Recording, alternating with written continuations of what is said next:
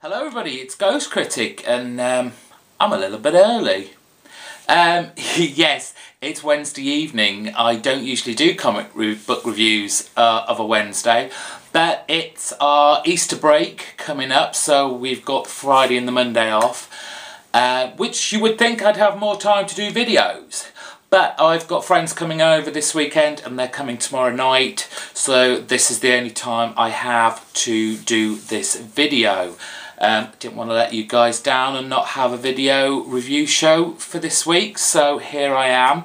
And I have literally just finished the last comic of my stack, and so usually I spend Thursday jotting down a few notes, remembering stuff, what I want to talk about. This is really going to be, as the title says, my first impressions of what I've just read. So bear with me, this will probably be a much quicker video than usual, but at least you get one. Let's crack on. Fairest issue 2 came out this month, and everything I love about Fables is here in Fairest, but with the amazing artwork of Phil Jimenez.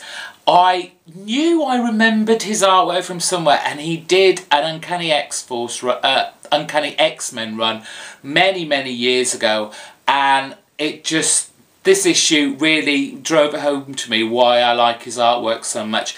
It's lovely and detailed. It suits the Fables Fairest universe down to the ground. We have the two on the run now, the Sleeping Beauty and Alibaba, with the little genie imp thing in tow, and they're running from the Ice Queen, who has also now woken up. And it's just so full of the humour that you get in Fables, the layers of history. Bill Willingham has just done a great job on this title. I wasn't going to pick this up in singles. I was going to wait for the trades. I can't wait for trade now on this. If you're a big fan of Fables already, then this you should be picking up. If you missed out on Fables and didn't want to go back and collect all the issues, even if it was in trade, pick up Fairest. You do not need to have any knowledge of the Fables universe at all. This was a great title and well worth a pickup. Fatale number 4 came out this week, with a nicely grim and creepy cover again. This, for me, I want a little bit more of the supernatural, the cult side of it all, which you get a little bit at the very end, but this is very firmly steeped in Brubaker's kind of crime noir, the bad cops being caught out doing bad things. It's gripping. The artwork by Sean Phillips is, as always, stellar. But I just want to see more of the supernatural side. That's what hooked me onto Fatale straight away, and what will keep me buying this comic every month. Definitely a pickup. The Amazing Spider-Man, and it's issue 683. And a lot better than last issue, which I thought was a bit weak for this 50 years of Spider-Man event story, but it's certainly picked up a lot. There's certainly a lot of action. We have the Sinister Six going up against the Avengers, and we get to see Spidey's new suit doing lots of fancy tricks. So yes, lots of action, and lots of unexpected surprises.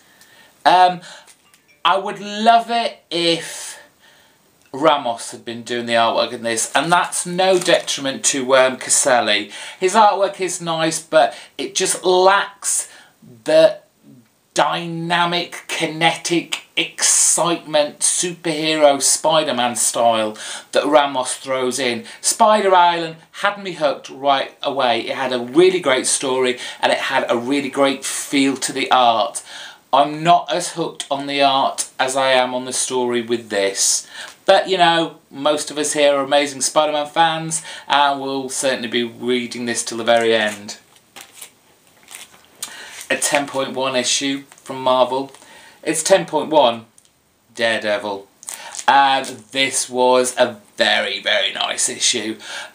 What starts out as you think this is a filler in issue for next month or whenever the next issue is going to come out of the Omega Effect that has the Punisher, Spider-Man and Daredevil all teaming up in their books.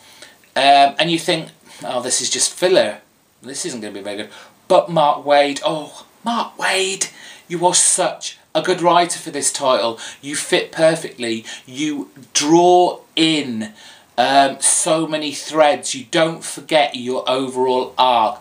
This hard drive that all these major villainous groups want. There are some lovely humorous touches in this book that just makes you grin. Buy it. Buy it. Animal Man number 8. And what do I say about this? Animal Man has started slowing down a little. While Swamp Thing is just like, because you can't really talk about one without the other. Even the fact that they come out on the same day, you still can't really leave one out with the other. But Animal Man is really lagging behind. You know, we had this whole build-up that Animal Man and Swamp Thing had to get together to fight off the Rot. And while Alec Holland is mentioned here, there seems to be no movement forward to getting him any closer to Swamp Thing and helping out with this huge battle of the Rot. Whether this is a deliberate attempt and you have the implications of family life, which Animal Man is very much a big part of this title. We are forever having, you know, grandmother telling Maxine and Buddy, you know, this isn't right what they're doing, it's against nature, blah blah blah. But I just want them to move off, get going. The end, bit of a shocker, will not spoil that for you, but uh-oh, we're in trouble. Still a great title, still right up there with some of my favourite DC titles of this New 52. Certainly no qualms about keeping this. Batman Detective Comics issue 8, and this got pretty good. This one was actually pretty good. It's a Scarecrow-centred storyline, a kind of done-in-one, certainly, given that we have the Court of Owls crossover coming very soon. And he is leading Batman a merry little chase, getting him to do a few tasks. It's the first time I've felt this title really kind of be what I thought it was going to be. You've got Batman saving characters, putting clues together, defeating the bad guy kind of thing. But the whole kind of inner monologue storyline that goes throughout it that I'm used to when I read a Batman detective comic. The backup story, sorry, I'm just going to have to remind myself, literally just read all these comics. Oh yeah, it was the Two-Face Harvey Dent storyline, the backup story here to quantify its $3.99 price tag. Didn't really understand it. I don't know whether I sped through this a little too much, but Two-Face turns up in a pretty bad shape. He's being put together. There's some sort of interrogation going on. I'm sure, like, the end of this, end of the main Batman storyline kind of tied up the backstory of the last issue, with Catwoman and Hugo Strange, maybe the backup story of this with Two-Face will bleed into the main detective comic further down the line. I don't know. Still, I'm more happy about Batman Detective Comics again. It was going down. Tony Daniel, I hope, isn't long on this title. We get a new creative team. It'd be nice to see. Oh, Swamp Thing number 8. And you know when you're reading the comic, you know, you've had the big reveal at the end of issue 7 where Alec Holland is now Swamp Thing. And all you want to see now is a proper page with the new Swamp Thing there. And as I was starting to read the beginning of this comic, I thought, they're not going to show him. This is going to be one of those issues where, you know, you're going to see maybe a hand or a wing or an antler, and you're just going to see everything from Swamp Thing's perspective. But no, we do. We see Swamp Thing in all his full, almost angelic glory. And once you pick up this comic and read and look at the panels that you know I'm talking about, you will understand. It is Alec Holland in full possession of his mind, in Swamp Thing's body, going against Seth. And an egg pouch pod opens up and something or somebody is reborn. Not just Swamp Thing is back, but something pretty grim is out there too. Snyder, he's written such a lovely, fantastic, intriguing, interesting story. Can't put this down.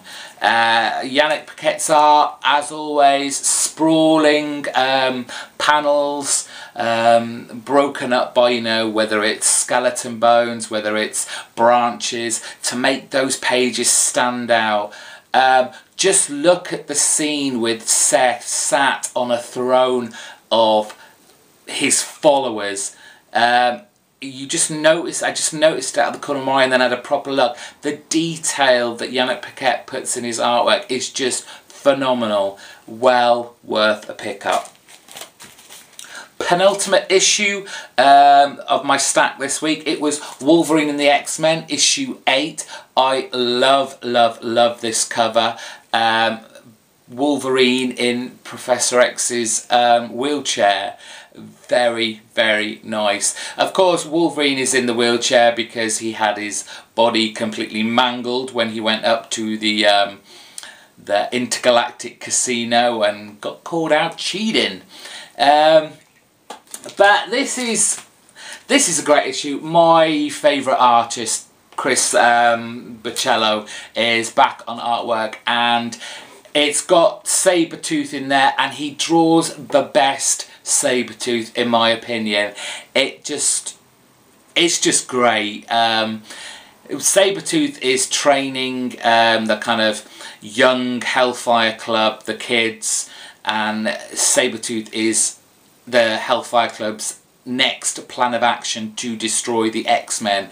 And the Hellfire Club, along with Sabretooth, are going to go after the Beast. Old Hank McCoy himself. So we're back in space again with a battle between Beast and Wolverine, and it is just fantastic. The artwork is just really nice. You know he's my favourite artist by now. He can do no wrong in my eyes. The kids all band together with Angel, Warren Worthington. The storyline with Warren forgetting who he was and this whole he's a messenger from God thing is a little bit icky, but I'm willing to see where it goes as he makes a bond with one of his classmates, which is quite ironic to say the least over who it actually is. Definitely a pickup. My favourite X-book. In fact, yeah, it is. It's my favourite X-book at the moment. Even better than Uncanny X-Force. This is the one to be picking up. And finally, can we all have a moment's silence?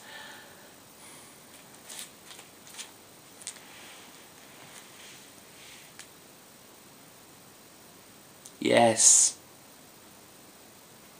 Issue 8, the last issue of OMAC.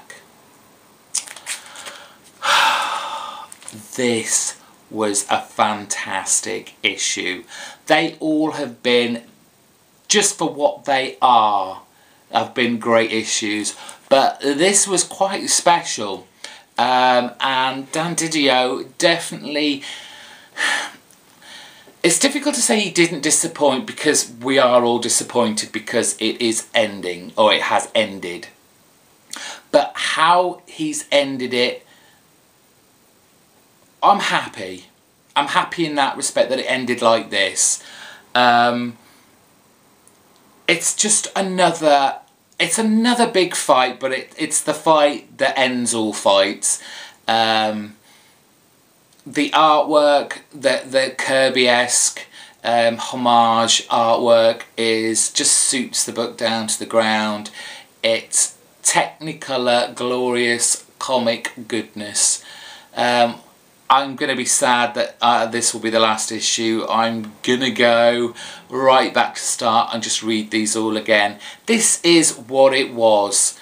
It was just a comic with a fight scene in for 8 issues. There was nothing deep, there was nothing like that at all. They really didn't have time to set up an overreaching story arc, unfortunately. So we just had fun with it. We all had fun with it. And that's what comics is all about at the end of the day. Enjoying yourselves. So yeah.